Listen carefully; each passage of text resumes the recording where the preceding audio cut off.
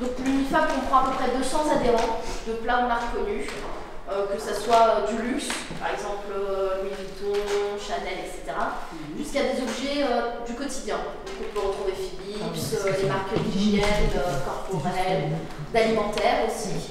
Donc vous avez 200 adhérents. La particularité de notre musée, qui reste aussi atypique, c'est que c'est le seul musée au monde à proposer des objets à caractère muséal qui puissent être des contrefaçons. Il faut savoir qu'un objet sur 10 qui est acheté est en fait une contrefaçon. La contrefaçon se décline en 3 catégories. Pour la première, vous avez la copie servie. Donc là, par exemple, vous avez 2 téléphones de Samsung blancs qui sont pour la plupart complètement pareils. Vous retrouvez la forme, vous retrouvez la couleur et à peu près, on va dire, la même taille, équivalente. En fait, dans le cas de l'imitation, c'est assez particulier, puisqu'on va, au lieu de regarder les différences, on va plutôt regarder les ressemblances. Là, dans ce cas-là, vu qu'il n'y a pas de marque, là, la douane ne peut pas le saisir. Généralement, les imitations comme ça vient de Chine ou... Là, on pourrait dire ça un travail mondial. Les produits sont asiatiques ou africains, le montage est à peu près européen et le temps que ça arrive en fret, ça arrive jusqu'à chez nous. Voilà. Donc on va dire que c'est un peu un partage d'équipe.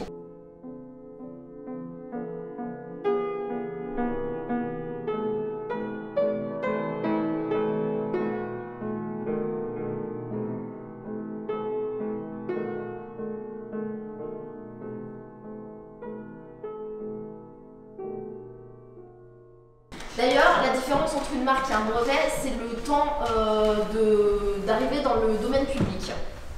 Une marque, ça peut rester une marque pendant 10 ans, et après, si on veut renouveler la marque, il faut dépenser 190 € à l'Institut national de la propriété intellectuelle, ce qui, pour certaines sociétés, ne coûte vraiment rien. Par contre, un brevet, c'est tous les 5 ans, et c'est renouvelable que 4 ans. Donc ça veut dire qu'au bout de 20 ans, malheureusement, le brevet tombe dans le domaine public. C'est surtout ça pour les médicaments, par exemple. La recette elle tombe dans le domaine public.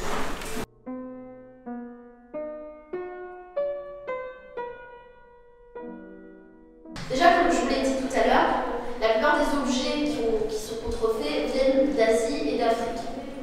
Ils sont, donc les produits, on va dire, primaires, viennent de là-bas. Ils sont ensuite montés en général dans les pays de l'Est, comme l'Albanie, la Turquie, et même parfois l'Italie.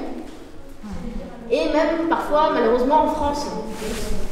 En général, il y a eu beaucoup de démantèlements en France, notamment dans le sud de la France.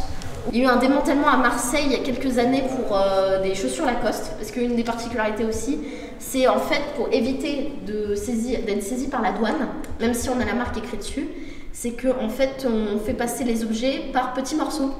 Par exemple, vous allez retrouver une chaussure où il y a marqué une fausse marque qui a été thermocollée, donc à base de chaleur, qu'on peut après enlever, et en dessous il y a écrit un faux Lacoste. Un nom, c'est plus simple mais c'est plus facile à être copié.